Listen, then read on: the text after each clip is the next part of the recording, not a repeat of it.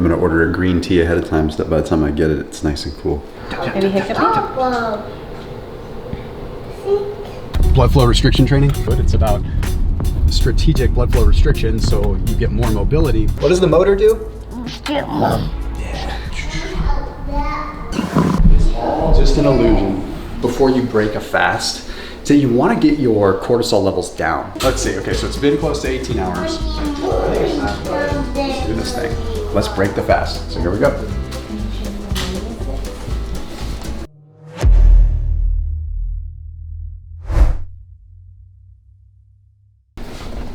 Time to break the fast. All right. A little bit of bone broth. A little bit pea protein powder, and I'll walk you through why I'm doing this. You could use whey protein powder too. So when it's time to break the fast, your stomach is sensitive, okay? Your gut is sensitive. Your gut mucosal layer breaks down. It's part of the janitorial process, if you want to call it that, of an intermittent fast or a prolonged fast. Your gut mucosal layer breaks down a little bit, and then when you feed it, it develops more of the collagen and what it needs to actually reform stronger. So you usually want to break your fast in a very, very mild way. You want to resist the urge to have a bunch of just food that you normally would want to eat. Now, I don't always do the bone broth. If it's a longer fast, like longer than 20 hours, I usually do recommend breaking your fast with a little bit of bone broth. So in this case, what I'll probably do is just have just nice and cold. I don't really care. Because what happens with bone broth is you've got a good amount of gelatin in it. And you've got collagen too, but it's really the gelatin more than anything that helps you, gives you sort of a protective layer in the meantime. So bone broth is cool because it does two things. It has sort of an instant effect and then a more longer term effect. The longer term effect comes from the collagen. Okay, collagen, yes, it's going to give you the amino acids and essentially the tools that you need to rebuild skin, to rebuild that mucosal layer, to rebuild nails, hair, but that's not an immediate thing. Gelatin is what would allow this to sort of, well, gelatinize. And that's what I like about it in terms of giving you a little bit of a protective mechanism. So what I'll have in this case, just have a little bit of this stuff. I only need maybe 3 or 4 ounces. I'm gonna have some more of this later, so I'm just gonna drink a picture from the carton. Personally, I like this stuff cold. Warm it up, do whatever you want. I know some people like to put a little seasoning in it, but this isn't really a meal for me. This is sort of the pregame, so to speak. It helps get my gut set up, helps get that gut motility going. Put that in the fridge, I'll have a little bit more of that later. When you break your fast, it needs to be lean, it needs to be clean. I don't care if you are keto, I don't care if you are not keto, I don't care if you're vegan, I don't care who you are and what style of eating you do. When you break your fast, your insulin sensitivity is very, very high. That means whatever you put in your body, your cells are going to absorb like a sponge. I want you to think of it like this. I've got a sponge right here, right? If I squeeze this sponge and run it under water, it's going to absorb a lot more than if I just had it not squeezed and tried to put some water in. It's going to absorb faster, right?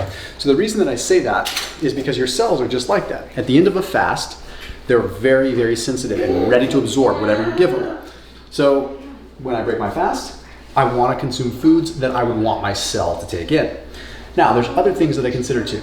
Okay, if I was to have a protein shake, which I probably am going to break my fast with, I generally opt for something like a pea protein shake or a hemp protein shake, simply because there's less inflammatory response going on within the body. Some people break their fast with whey, and I'm not opposed to whey. Personally, I have a sensitivity to it. I notice that I get gut distress, and I think long term, if this is a lifestyle that you're living, you don't want to be repeatedly breaking a fast with dairy, which is known to be somewhat inflammatory. Even the cleanest whey proteins are still inflammatory. So I keep it simple. I have a protein shake, and then what I'll do is 60, 90, 120 minutes later, then I will have my larger meal. So again, I talk about this all the time in my videos, but it's like Spider-Man. With great power comes great responsibility. You had a lot of success with this fast, and right now, whatever you take in, your body's gonna absorb. So let's absorb some protein. And another thing you can do if you're not doing keto, you could have some lean carbohydrates with this. Like you could have a baked potato that doesn't have anything on it. You could have a corn tortilla. You could have some of these things. I recommend these things. They're pretty cool. They're like potato tortillas, right? And those are easy. That's the kind of carbohydrates you want to have if you're consuming carbs. You do not want fats in the equation when you break your fast. I don't care if you're doing keto or not. You want protein. If you're just keto, just protein. If you're doing keto, or if you're not doing keto, excuse me, Then you can have protein plus lean carbohydrates. Do not have fat when you break your fast. Repeat, okay, do not have fat when you break your fast. But then 60, 90, 120 minutes later, you have a lot more flexibility. And I'll show you what Amber's got cooking for dinner here in just a little bit with what we're actually going to have after we break the fast. In this case, use a little bit of almond milk. I'm gonna do 1 scoop, maybe a scoop and a half. Get me about 25, 30 grams of protein. That's all I'm really after here. Nothing crazy. So if I wasn't consuming a protein shake, if I wanted to have some kind of lean protein, one of the things that I would usually have is something like some whitefish or some lean chicken. In this case, I've got this is lean pork, comes from Butcher Box. I can have that. But one of the things that I really like breaking my fast with, Butcher Box has these really awesome sea scallops. So this is cool. Look at this. How much protein is in that? 17 grams for a 4-ounce serving and only 80 calories, but only 1 gram of fat. Super, super lean. So these scallops are a tremendous way to break a fast. Their lean pork is a great way to break a fast, or their lean chicken is a tremendous way to break a fast. So for those of you that are intermittent fasting, this whole series, FYI, this whole day in the life series, both video 1 and video 2, have been brought to you by Butcher Box. They're the ones that made this possible. They gave us all the food to be able to do this video, so huge thank you to them. I went ahead and I posted a link down below. So for those of you that are doing intermittent fasting, Butcher Box is a grass-fed, grass-finished meat delivery service that makes it super, super, super convenient to get stuff delivered right to your doorstep in the way of meat. I don't like going to the store. I personally really don't like it. I like to go there just to look at ingredient labels. So when it comes down to buying meat at the store, it's kind of a waste of my time. Anyhow, so check them out down below in the description if you want to get a special discount on them. Big thank you to Butcher Box. You guys are awesome. Okay, so anyhow,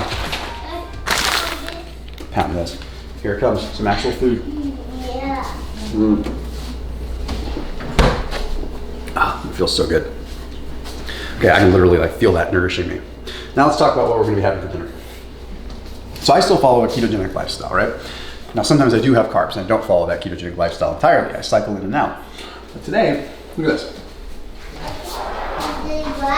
We have some Butcher Box chicken that we've shredded up. Okay, this is some epic free-range chicken, really good quality stuff. Again, big shout out to Butcher Box there.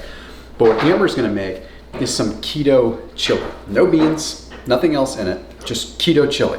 Really interesting ingredient profile. So the whole purpose with this, yes, it's gonna have some fat in it, but I've had my lean protein shake where I broke a fast. Okay, I have my bone broth. And then, let's see, it's 3:30 now, maybe around 5 o'clock or so, we'll have our actual dinner, which is going to be something that's going to be more calorically dense. We'll have some veggies alongside it. We'll talk a little bit more about it as we get to that. But for now, I'm just going to enjoy breaking my fast and getting back to that point of, well, nourishment. Rabbit, hey Rabbit, can you get me an egg sandwich? Yeah. Thanks, Rabbit. That's a good egg sandwich. So this is a good time to mention things like onion, things like garlic, things like veggies, I would usually keep out of the equation right when you break your fast and save them for the next meal, exactly like what we're doing. So we have things like onion, garlic. Those are prebiotic fibers. What that means is they grow existing gut bacteria. So if you have a plethora of good bacteria within your gut and you add something like garlic or something like onion in, it's going to grow that good bacteria. The hard part is it's very difficult to digest, not something you want to break your fast with right out the gate. So the cool thing is though, during your fast, gram-negative bacteria tends to die off a little bit faster. The bad bacteria tends to die faster. And you're left with a lot more of a ratio of good to bad. You have more good bacteria than bad at the end of a fast. So it's a prime time to light a fire under it, so to speak, and add more of it, right? So it's, hey, you said light a fire, right? I said light a fire, right? That worked out. Yeah, so basically, right now, Sorry, Cole. for all intents and purposes, my gut biome is a little bit more balanced. Okay, I don't have a way of knowing for sure, but based on research, yes, one could assume that my gut biome is a little bit more balanced after this fast.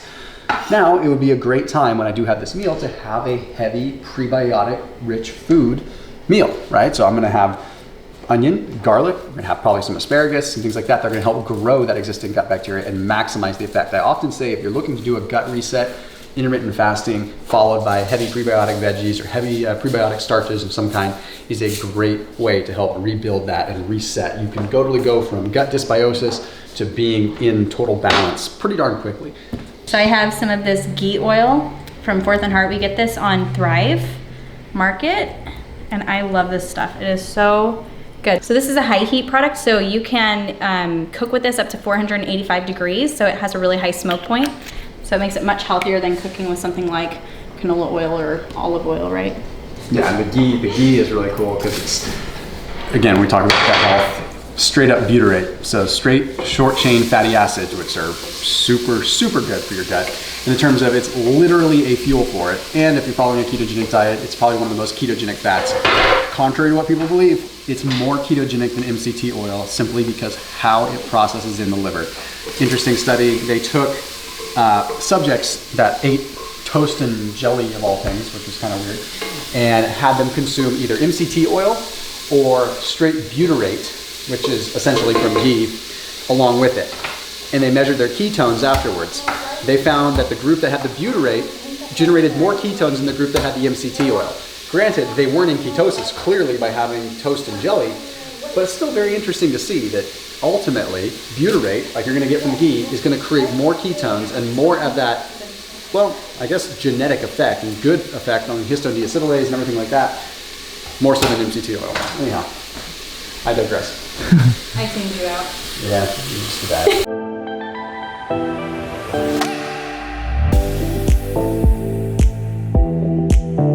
So, by the way, I think these went bad. Would you be so kind as to run to the store and get the ewens? They're really, they would be good for guac. Maybe. Yeah, we'll use them for something else tomorrow. Okay. Okay. What did I say earlier about hating going to the store?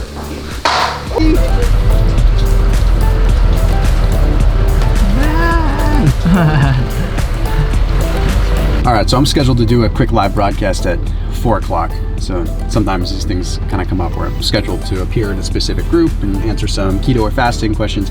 So I just got to hop on this, do this really quick for just a couple minutes, and then we'll walk into the grocery store, we'll grab some avocados. Amber also needs some chili powder and get a couple other little things and talk about it in a weird, nerdy little way. All right, hop on this thing. I'll be right back. What's going on, Teresa in Prescott, Arizona? What's going on, Leanne? Good to see you again over there in Dallas, Texas. What's going on? So what we have to remember is on a ketogenic diet, you have more happening than just ketones becoming a fuel source, okay? Those ketones are actually becoming a signaling device. And what that means is they are signaling to the brain, they're signaling to our genes, they're signaling to all kinds of things to be able to have different functions occur. What I mean by that is they don't just provide your cells with energy. They don't just provide your cells with fuel. They literally send a signal and act like a hormone. So when you are in a ketogenic state, is your immune system compromised? Or is your immune system heightened? Now, it's a common question. Now, the short answer is your immune system really is heightened in a positive way. So it means that your immune system is working in a very positive way. I know it's hard to describe, but basically what ketones do is they communicate to the genes. They communicate to the DNA to replicate cells at a different rate. Anyhow, everyone, I've got to jump off. I got to run into the grocery store, sitting in the car, finally getting the rain here in California. I saw that somebody popped in and said they're from so that's right down the street anyhow. So, all right, you guys, got to hop off. As always, continue to post comments down below and I'll hop on next week and we'll answer some more. See you soon. So just walked into Albertsons really quick. It's a simple grocery store. Grab some avocado. Just so you do know, when you get avocados, you don't need to be getting them organic. Avocados are in the clean 15, so it means they don't have a bunch of pesticides. And even if they did, there's a hard shell to protect them. So let's see if we can just find some. My friend Bobby at Flav City would kill me for doing this. All right, this is how you check an avocado. If it's super green, you don't get it, but it does kill the avocado, so I guess it's a passion. Yeah, I'm just gonna get 2 of these. Perfect. It's super high in what's called oleic acid. That's exactly what we're after, the monounsaturated fat. We talked about it in plenty of videos. What it does is it converts into our oleoethanolamine in the body. I've talked about this so much, I sound like such a broken record. Anyhow, it does help increase thermogenesis within your body. It helps your body create more heat via what are called uncoupling proteins. So it really is a superfood, like a true superfood with almost superhuman abilities, or superfruit abilities, you want to call it that. So anyhow, now we just need to go grab some chili powder. There's a couple other things I want to show you in the spice aisle. I don't think we're getting avocados. Let's do this. Yeah.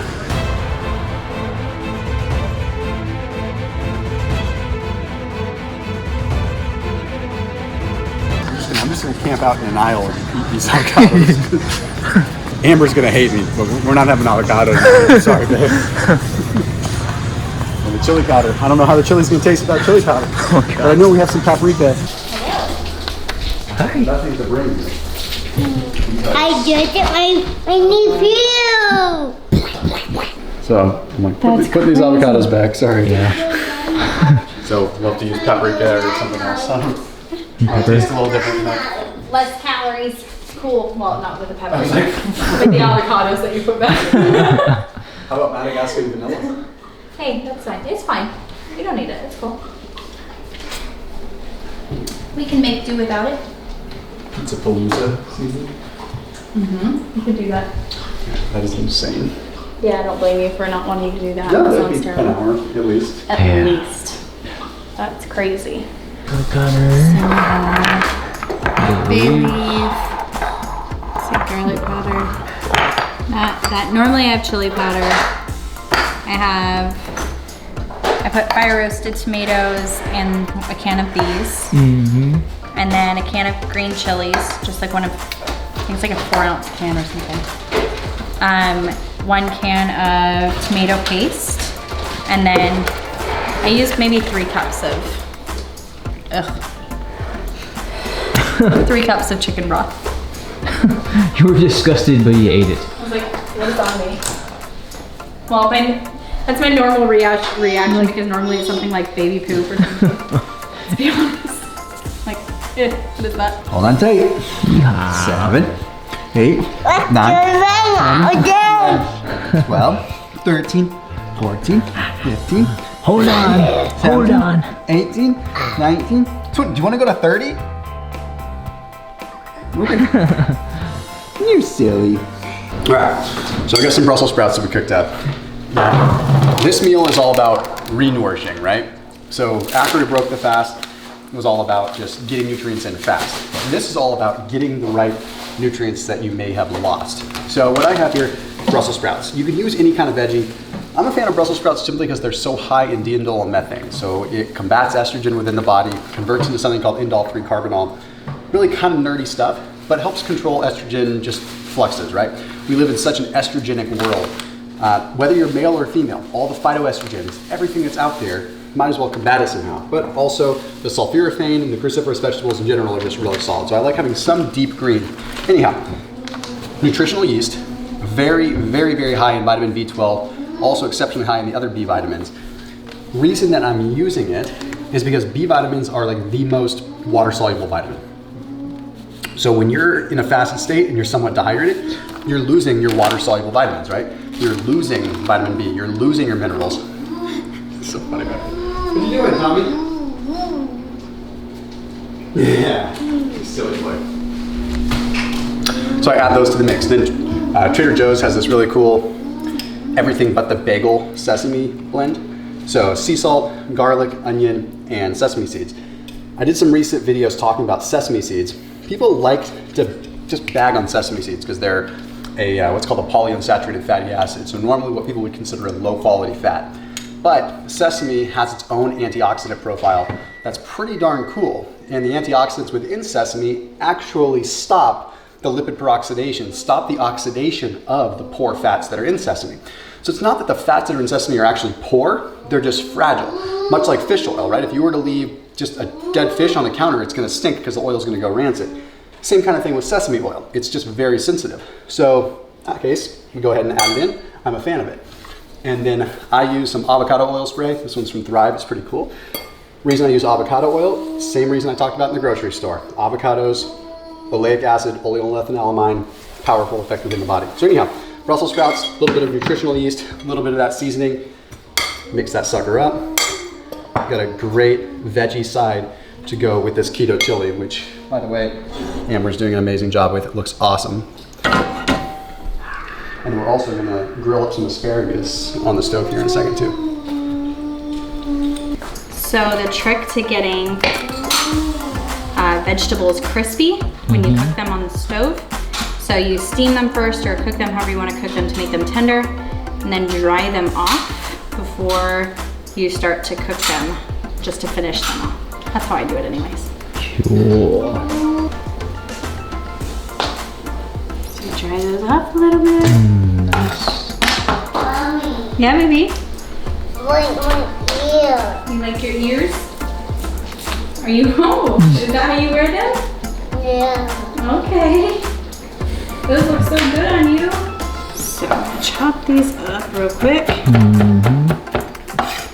All right, so I'm gonna take some of this garlic ghee butter. They say like if you eat raw garlic, it's supposed to induce labor. I don't know if that's true or not. That's what everybody was telling me when I was 42 weeks pregnant with Tommy. Eat raw garlic. I'm like, no, I'm good. I tried it. It didn't work. What are you doing? Ah! Ah! There you is. And we have to give Remy. Here, do you want one? Do you want an asparagus? You sit. Okay, I'm gonna get one more. They're healthy. What she's got going on there, is a digestive smorgasbord. You've got prebiotic fiber coming from asparagus. You got different prebiotic fibers coming from garlic. You have the ghee in there, which we talked about already, not necessarily a prebiotic, but a different gut fueler, so to speak. It's a pretty powerful combination. And you don't want to cook them at super high temperature because there are a couple sugars still in asparagus. And if you cook at a really high temperature, then they glycate. You know, they caramelize, and that glycation isn't exactly good inside your body. So you cook them at kind of a medium heat, right? Yep. Perfect. Trying to get down right now. Fast, whether you are following a ketogenic diet or not, the main purpose is to get your body into a state of ketosis. So you look back at history, 1921, that's when they were really using fasting for the treatment of epilepsy. Well, the reason they were using fasting was because when people would fast, they would create ketones, which would ultimately heal the body in that terms of that case, or stop the seizures. 1923, they discovered they could elicit the same response in the body without making them fast by depriving them of carbohydrates. So they're really kind of one and the same. Fasting and ketosis are very, very similar. Get one.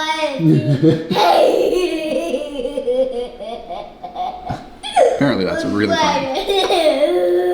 The rabbit? He thinks the rabbit's face looking at him is so funny. He thinks it's, uh-oh. Is it gonna come get you? Uh-oh. Is it gonna come get you? Please tell me what If you eat, you gotta eat your chili first, okay? Eat your chili first, and then you can have it, okay? And Daddy's talking for just a second, and then you can get these guys, and after you eat your chili. So basically, you produce ketones when you fast, and that's what a lot of the benefits come from. Sure, a lot of the benefits come from depriving yourself of calories, sure.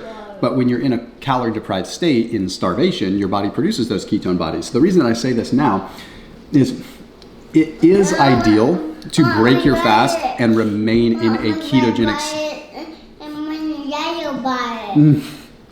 It is ideal for you to remain in somewhat of a ketogenic state after you break your fast. And the reason is simply because it's going to continue that fat burning process. You've already done a tremendous job of getting yourself into ketosis during your fast. So why not eat things that allow you to stay in ketosis, at least for the rest of that day? So then you get your calories, but you're still burning fat. So like this meal, this keto chili, you would never know that it's a keto meal. It's really good. It's shredded chicken. It's just delicious, right? And then of course the asparagus, the veggies, all this stuff. Sure, it's ketogenic, but it works perfectly well, and you would never know that it is ketogenic. But additionally, when it comes down to stimulating ketone production, veggies, just like the ghee oil that I talked about, stimulate butyric acid within the gut. So ghee oil already has butyrate in it. When you digest fiber, when you digest veggies, the byproduct or the end result is butyric acid from bacteria breaking down the fiber, and then intermediary bacteria coming in and breaking down what's already been broken down, and eventually you're left with a short chain fatty acid, much like you would get out of ghee oil. So more veggies equals higher levels of ketones. So that's why I break my fast strategically, and then I try to keep it low carb that day, even if I'm not following a ketogenic diet at that point in time. So whether you're keto or not, try to enjoy some keto food on a fasting day. 1, 2, 3. Hey, yellow wallet. Okay, they're gonna watch you eat some more of your chili, okay? No. No what? Put this right here. And like them up there. He said it looks like a blimp. The speaker. Oh. You know what a blimp is already? Oh, wow. Heck yeah. Check you out. So you've watched me break a fast. You've watched me have some dinner. Not the most exciting thing in the world, right? So it kind of begs the question though, how many calories am I having on a fasting day? How many calories should I be aiming for? What should my macronutrients look like? You know, to be completely honest, at the end of the day, you're not really counting your calories too much on a fasting day. And you really shouldn't be fasting every day. You shouldn't be fasting in a sense where you're going to have to be paying attention to that too much. I don't encourage you to look at how many calories you consume over the course of a day. Look at how many calories you consume over the course of a week. You know, for example, if I don't fast tomorrow, then I might consume 2,500 calories. But if I fast the next day, heck, maybe I'll consume, I don't know, 1,500. Point is that you should measure your calories at the end of a week. That's going to give you a better determiner of where your weight loss is going to be. Because your weight loss isn't going to happen necessarily day over day with how many calories you take in or don't take in. It's all relative depending on the scale that you're looking at. So one day out of the week is just one particular scale. 1 minute out of the day is another particular scale. So like I always say in a lot of my videos, I'm not eating at this very moment in time, right this second. So technically, am I burning fat? Technically, am I in a deficit for this point in time? I guess so, right? But does it mean that I'm actually burning fat? Maybe, maybe not. If I sit down at the table and I start eating some more chili, am I gaining fat at that point in time? Not necessarily, but in the sense of calories in versus calories out, at that moment, at that minute in time, I certainly am, right? So where do you really look? It's a much easier situation to look at it over the course of a week, and that's why it's so great with intermittent fasting. Because with intermittent fasting, you just take a bigger step, a bigger chunk out of that overall 1 week calorie window. Okay, I just removed a giant piece of the equation, making it so much easier for me to have a net calorie decrease at the end of the week. So rather than trimming 200 or 300 calories off throughout the course of the week by not enjoying a keto cookie or not enjoying a little bit of yogurt or hot chocolate or something, I just fast during the day a couple days a week, and that just gets me a heck of a lot more of a benefit. I mean, I just think that it's easier. It's easier to get my mind in the right zone, and it's easier to just, quite frankly, develop mastery with it. And it's easier because, quite frankly, I do get to enjoy foods that I like a little bit more after I cleanly break my fast. So what's the rest of my night going to look like? Well, Tommy's going to get out of his little bath, and we're going to probably sit down and read some stories. After we put him down to bed, I'll probably eat again because, quite frankly, my metabolism is elevated. It's not slowed down. Having that larger meal probably, I don't know, amounted to maybe 700-800 calories. My breakfast meal was probably a couple hundred. I'm probably only sitting at a hair over 1,000 calories right now. For a 180-pound individual that worked out today, it's not a lot of food. So maybe I'll have an unsweetened yogurt with a scoop of protein powder, scoop of whey protein or pea protein. Get a couple hundred extra calories in me that way. And then maybe I'll have a couple tablespoons of almond butter to get a couple hundred calories in me that way too. I would say if I had to find a goal number, I'd like to be closer to 1,500, 1,600 today. But that's not the number I'm going to be at every day. That's just today. That's just one deficit of a day out of 7, out of 365, out of a lifetime, right? So you decide what's going to work best for you and how often you should fast. But obviously I have other videos that break down rules of fasting and mistakes and things like that. And I'll do more of these day in the life videos as I encounter different scenarios. When I'm on the road, when I'm in a hotel, when I'm at an amusement park, whatever, you name it. Point is, things change. The dynamic changes. How I break my fast might change.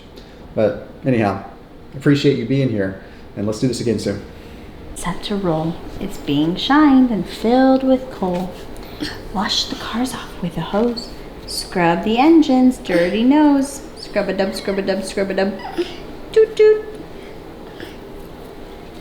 You had a little hair on your nose.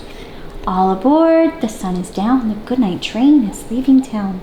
Find your sleepers, grab your teddy, climb right up, and your bed is ready. I can't read. All tucked in, the porter cries, pillows fluffed, now close your eyes. Woo, woo. What's that? Piggy. Mm-hmm. Oh, I'm gonna miss you tonight. Are you gonna go in your train bed? Wait. Can you do one more thing? Can you go give Jer a big hug night-night? Give Victor a big hug night. Bye. Jeez. Big hug. One more hug. I love you. Good day, smooches. One more smooch. Mwah. Go have fun in your train bed. Okay, ready? You ready? Wait, take my hand. Hold my hand. Hold my hand. Where are we going? Oh. Hey Thomas, can you say night night YouTube? No. Oh wait, Okay. wait. If you want to go get in your train, then you gotta say night night YouTube. Can you say that?